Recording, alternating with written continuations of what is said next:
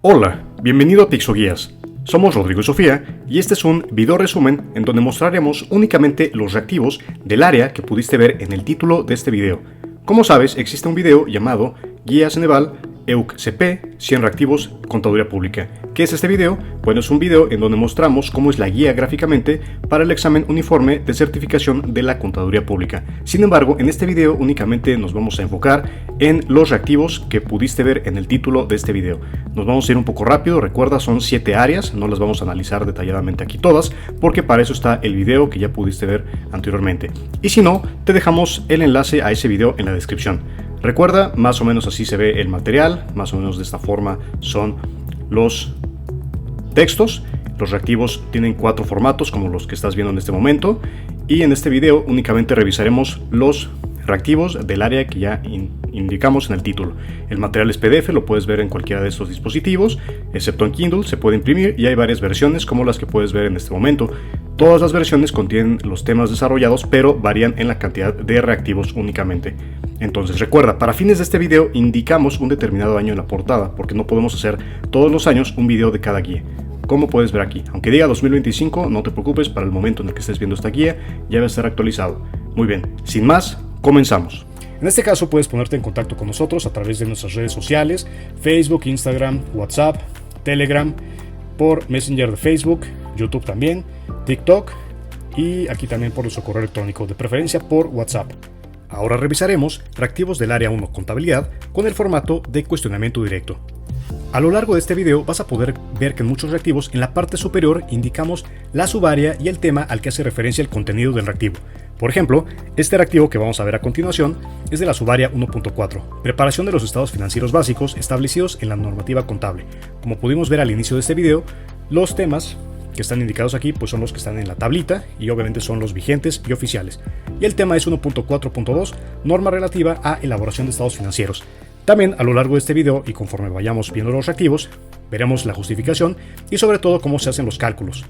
Muy bien, en este caso dice así: para este reactivo, un contador público está elaborando los estados financieros de una empresa dedicada a la producción de autopartes en Ciudad Juárez, Chihuahua. En el balance general al cierre del ejercicio 2023, la empresa reporta los siguientes datos: activo circulante, 1.200.000, activo no circulante, 3.800.000, pasivo circulante, 900.000, pasivo no circulante, 2.500.000. Con base en esta información, ¿cuál es el capital contable de la empresa? A, 600.000, B, 1.200.000, C, 1.600.000 o D, 2 millones. En este caso, vemos que es 1.600.000. ¿Por qué? En este caso, la respuesta correcta es la C.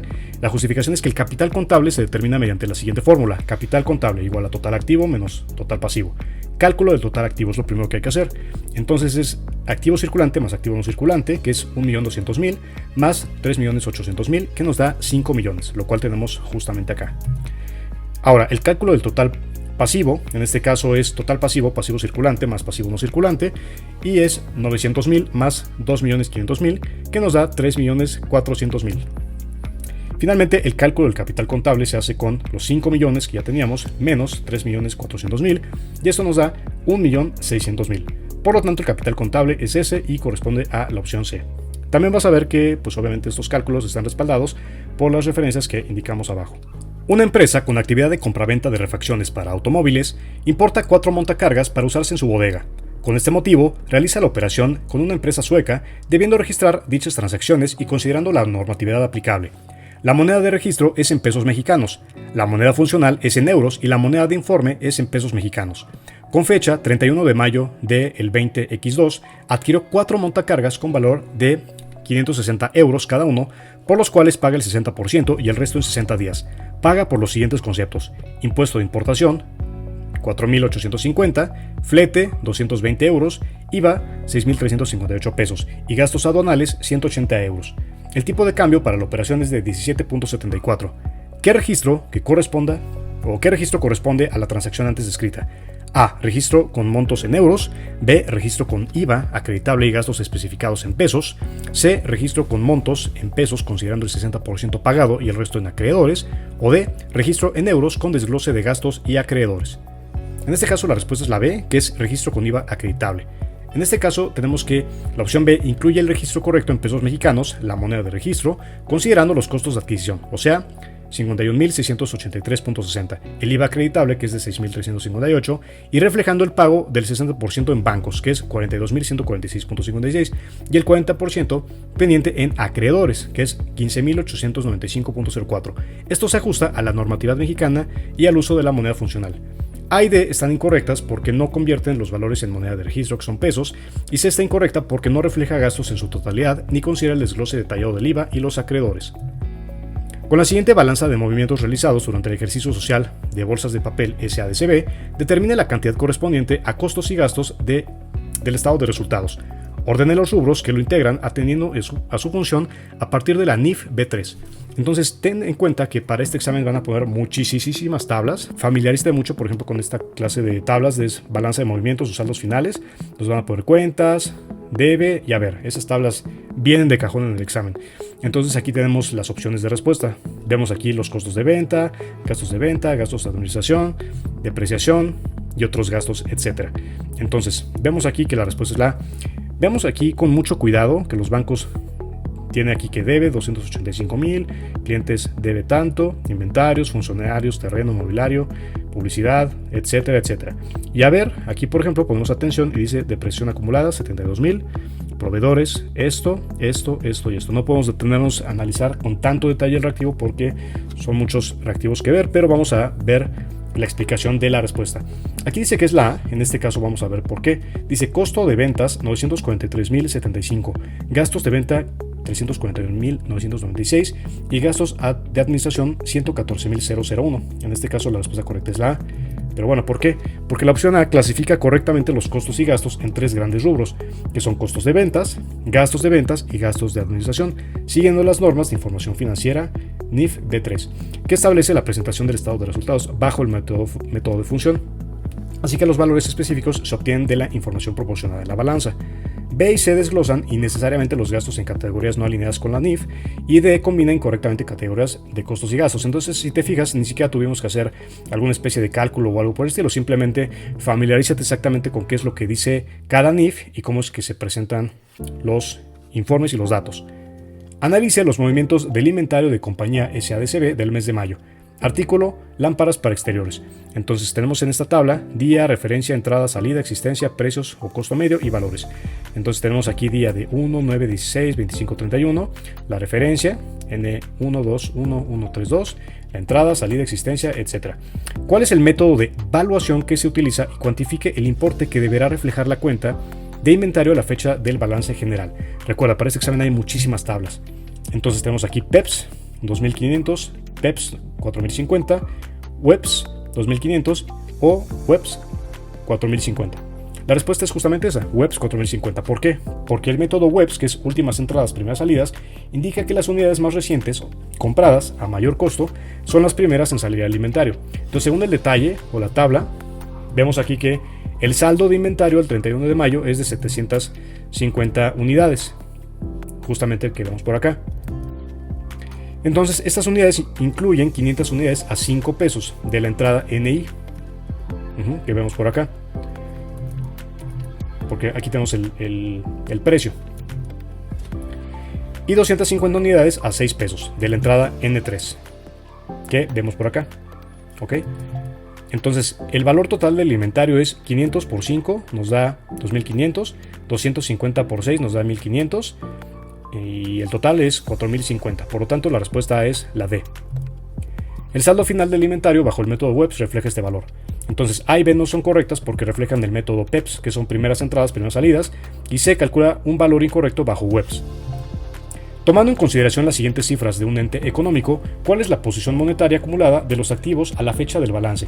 Entonces tenemos aquí esas tablas que nos hablan del balance general al 31 de diciembre de 20X9.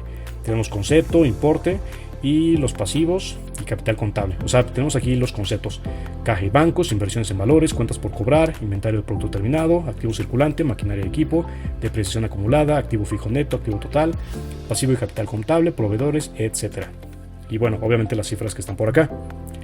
Nos dan el INPC de los últimos años, de diciembre 20X6, 7, 8 y 9. Vemos que varía un poquito y nos dan las opciones. Entonces recordemos que lo que nos están pidiendo es la posición monetaria acumulada de los activos a la fecha del balance y nos dan estas cifras. Entonces vemos aquí que la respuesta correcta es la C, que es la que nos dice que son 360.093. ¿Por qué? ¿De dónde salió esto? Bueno, porque conforme a la NIF B10, primero se determina el porcentaje de inflación y que sale de dividir el INPC de diciembre 20X9, que es justamente el balance del año en curso, y en este caso vemos que es 173.34. Luego el INPC de diciembre 20X6, que es 128.4, y nos da 1.35, esto es un factor de 35%. Ahora, esto lo multiplicamos por los activos monetarios, que en este caso es 1.028.838, que es caja y bancos, 568.838, inversiones en valores, 450.000, y cuentas por cobrar, 40.000, y tenemos la posición monetaria de 360.000. Entonces, justamente es al tomar estos datos, por ejemplo, que nos están poniendo aquí, todos los datos que están por acá, y justamente utilizamos la fórmula que ya se comentó, y esto es conforme a la NIF P10. Entonces el resto de las opciones corresponden a cálculos que omiten o incluyen indebidamente algún concepto. Calcule la depreciación acumulada al 31 de diciembre de una maquinaria adquirida el 1 de marzo, con valor de adquisición de 350.000. Tenemos que la vida útil estimada de 15 años para la maquinaria es justamente ese tiempo, el valor de desecho del 3% del precio neto. La maquinaria comenzó a utilizarse el 1 de abril. Entonces, para calcular la depreciación acumulada nos dan 4 opciones. ¿Cuál será? 16.975, 17.500, 18.861 o 22.633. La respuesta es la B, que es 17.500. ¿Cómo obtuvimos esto? Bueno, primero hay que calcular la depreciación acumulada. Entonces, calculamos el costo depreciable. Tenemos que el costo total es de 350.000, que es lo que nos están poniendo acá. Luego, el valor de desecho es por 3%, que es lo que tenemos por acá, y eso nos da 10.500. El costo depreciable es justamente 350.000 menos 10.500, y justamente eso nos da 330.500. La depreciación anual, que son 331.000 entre 15 años, porque es la vida útil estimada para la maquinaria, nos da 22.633.33. Ahora, la depreciación acumulada de abril a diciembre, menos 9 meses. Entonces calculamos la depreciación mensual, que es justamente la anual, entre 12 y nos da 1.886.11. Y la acumulada, que es esto, por 9, nos da 17.500. Por lo tanto, la respuesta correcta es la B. Bueno, justamente aquí ya vimos que la depreciación acumulada al 31 de diciembre se calcula correctamente considerando el costo depreciable y el tiempo de uso de la maquinaria durante el año. Ahora revisemos reactivos de la misma área, contabilidad, con el formato de completamiento. El 1 de enero de 20X1 fue constituida una entidad que presenta la siguiente información. El patrimonio de la entidad se formó con las contribuciones de sus patrocinadores. El objeto social de la entidad es cubrir fines de beneficio social. La entidad no emitirá acciones o partes sociales ni pagará dividendos, utilidades ni remanentes.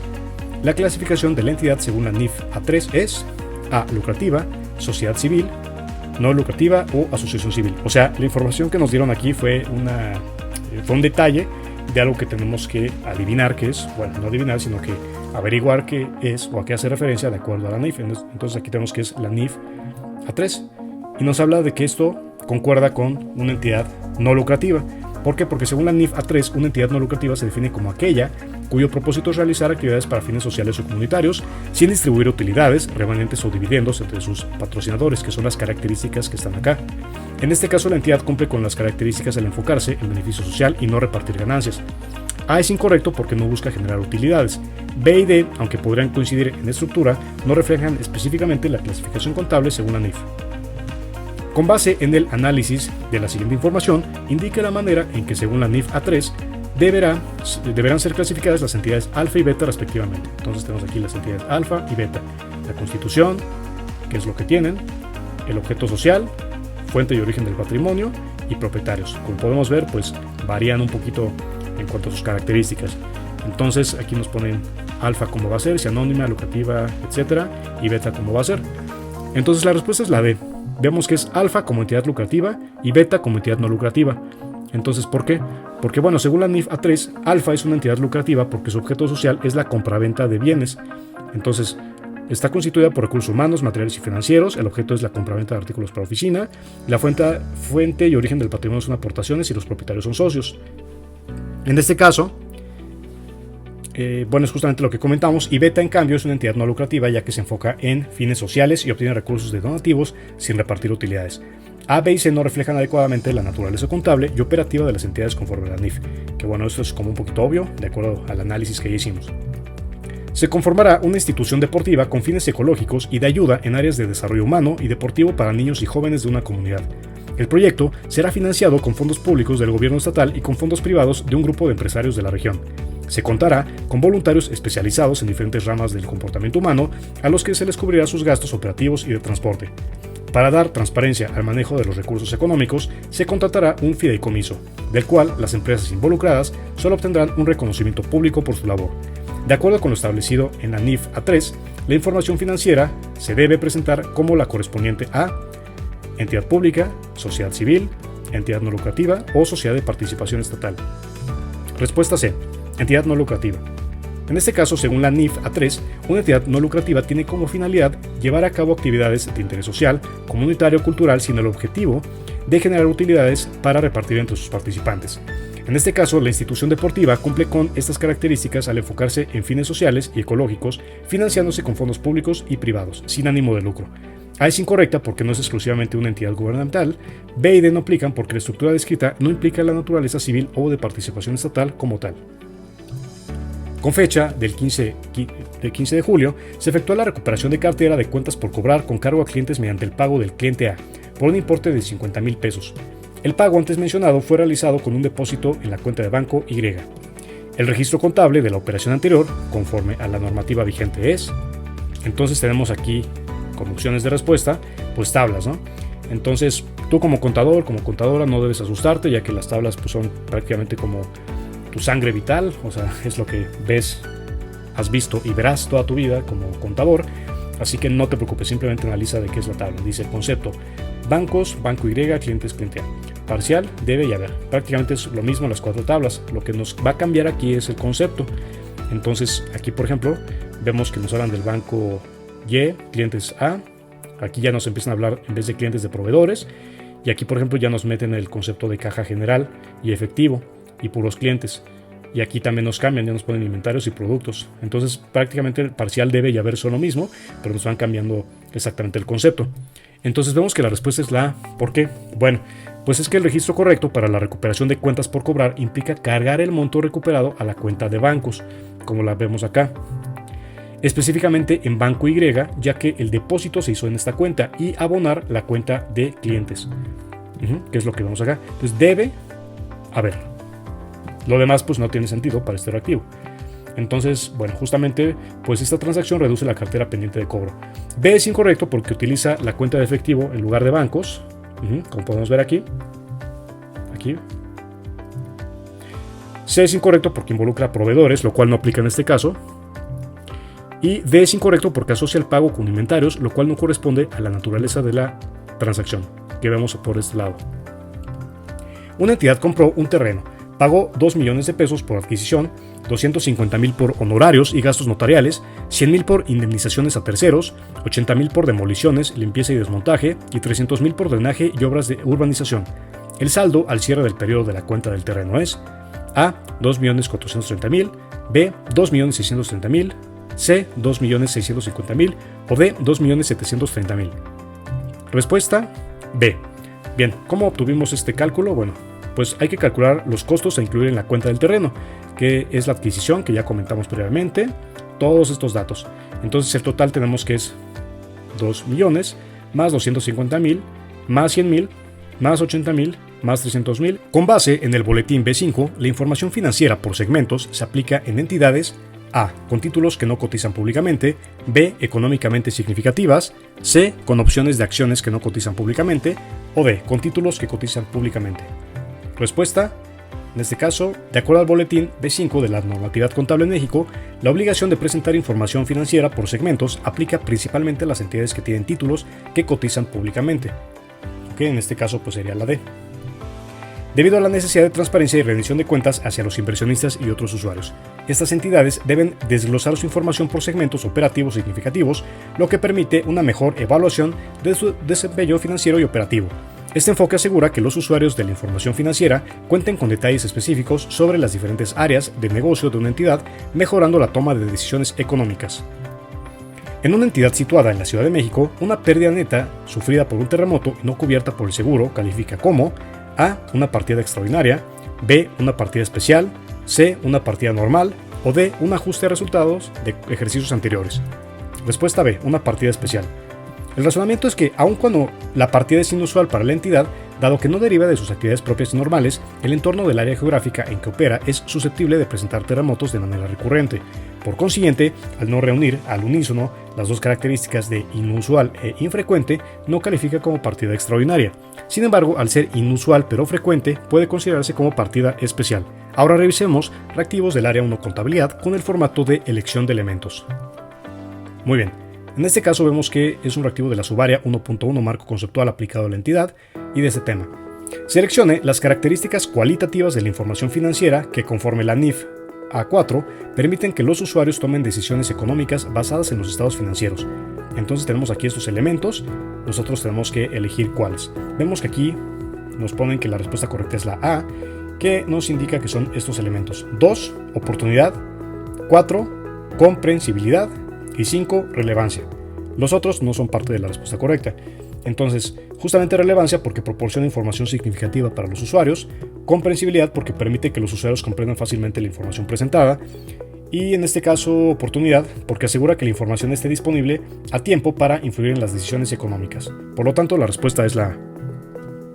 Una empresa dedicada a la construcción está determinando los costos que deben capitalizarse en la adquisición de un terreno para la edificación de una nueva planta, de acuerdo con las normas de información financiera NIF. Identifique los conceptos que deben incluirse en el costo de adquisición del terreno según la NIF C6. Entonces tenemos aquí estos elementos, la respuesta correcta es la A, entonces vemos que de acuerdo a esto es 1, 2 y 4. 1 sería el precio de compra del terreno, la 2 son los costos de demolición de estructuras existentes en el terreno y la 4 son gastos legales y honorarios de escritura. Entonces, la justificación veamos que, 1 es el monto pagado al vendedor, 2 los costos de demolición, porque si la demolición es necesaria para preparar el terreno y su uso previo, pues estos costos se capitalizan. Y 4, pues en este caso vemos que los costos directamente atribuibles a la adquisición del terreno. Los intereses devengados durante la construcción, que son 3, se capitalizan pero se asignan al costo de construcción de la planta, no al terreno. Y los costos de nivelación y acondicionamiento del terreno 5 se incluyen en el costo del terreno, si son necesarios para su uso, pero como la opción A no los incluye y la opción C no incluye el precio de compra, pues la opción más completa es la A. Finalmente, las multas por infracciones de construcción previa 6 no se capitalizan ya que son gastos no atribuibles al valor del activo.